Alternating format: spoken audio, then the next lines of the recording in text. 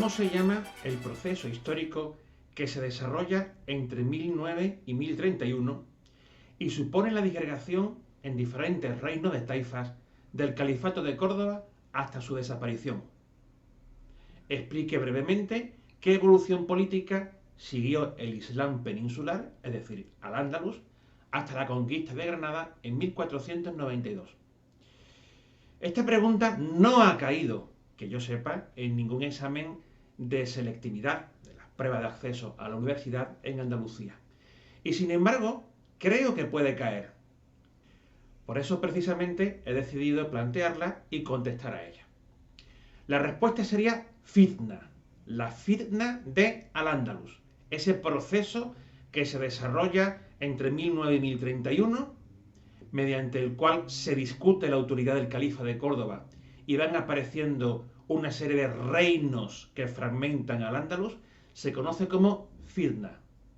En el año 1031 desaparece oficialmente el califato de Córdoba. Por tanto, esa fitna es un momento de transición entre el califato propiamente dicho y lo que vendrá después, que será la fase de los primeros taifas. Muy bien, vamos a explicar muy rápidamente cuáles son esas fases que Al-Ándalus conoce durante la plena y baja Edad Media, es decir, desde el siglo XI hasta el siglo XV. Las fases serían reino de taifas, almorávides, almohades y reino nazarí de Granada. Pero vamos a verlo un poquito más despacio. Primera fase, los conocidos como primeros reinos de taifas. Entre ese año que hemos citado, el 1031, y finales del siglo XI. Los reinos son numerosos, algunos muy grandes, otros muy pequeños.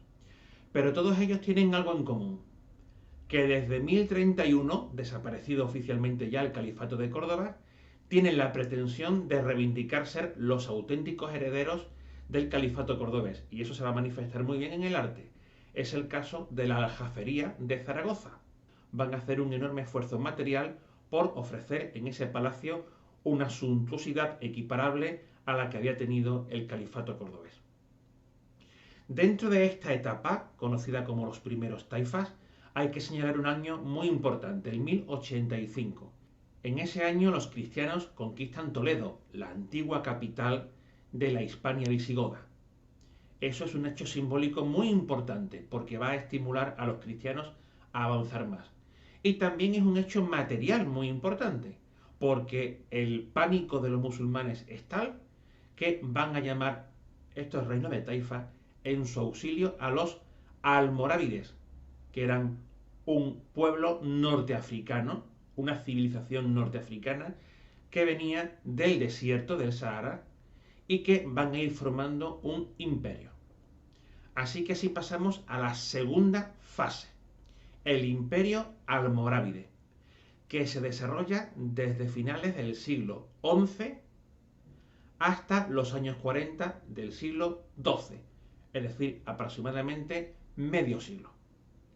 Este imperio almorávide va a tener capital en África, en Marrakech, no en la península ibérica. El territorio que los almorávides conquistan en la península ibérica va a estar controlado desde el norte de África, aunque curiosamente en lo artístico va a ser Al-Ándalus la que influya a los norteafricanos. En cualquier caso, es una fase evidente de africanización de Al-Ándalus en la que se van a conocer sucesivas incorporaciones de efectivos humanos, es decir, de personas desde el norte de África hasta la península ibérica. Seguidamente hay una pequeña fase de transición, los llamados segundos reinos de taifas, que transcurren en los años 40 del siglo XII. No pasa nada si no lo aprendéis, no hace falta saberse los segundos reinos de taifas, pero si lo ponéis en el examen, pues siempre quedará evidentemente mejor. La siguiente gran fase es la del imperio almohade.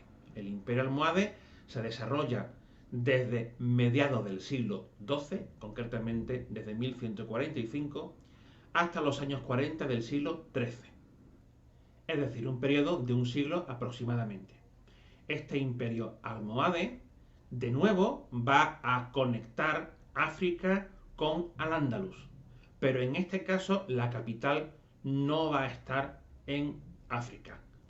Los almohades, que vienen de las montañas del Atlas, en el actual Marruecos, conquistan Marrakech, pero Marrakech no va a ser su capital.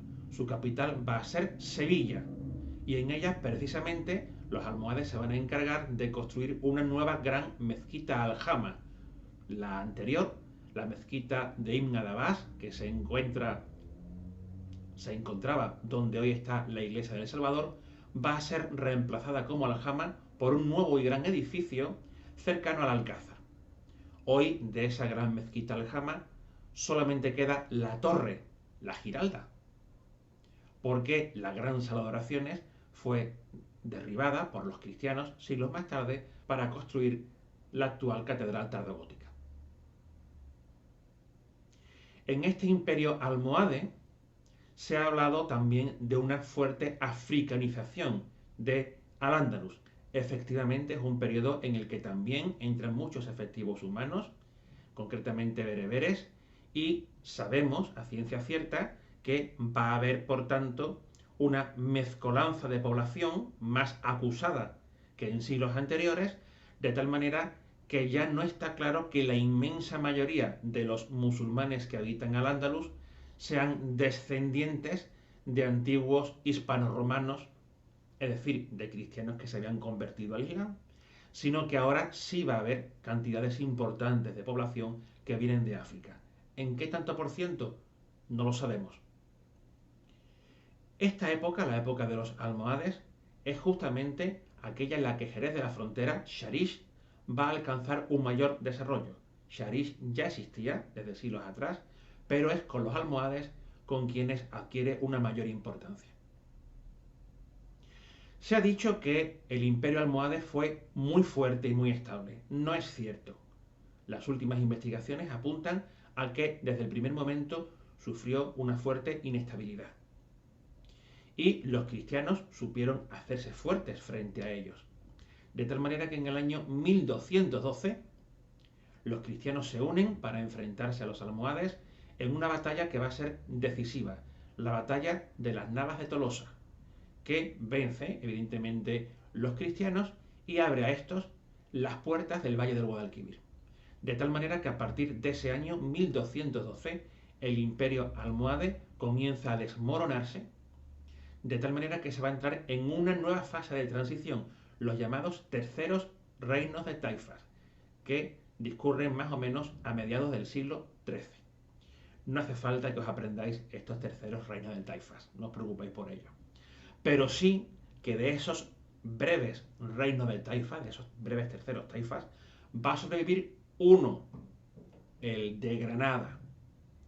Y esta es la última gran fase del Andalus, el reino de Granada, cuya fecha oficial de arranque es 1238, es el año en el que la dinastía de los nazaríes accede al trono, y tiene una clarísima fecha de finalización, que es el 2 de enero de 1492, cuando Boabdil el Chico le entrega las llaves de la ciudad a los reyes católicos.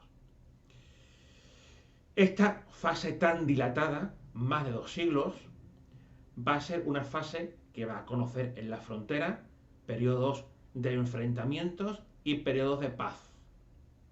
El periodo más próspero para Al-Ándalus va a ser el del segundo tercio del siglo XIV. Es la época de los sultanes Yusuf I y su hijo Muhammad V.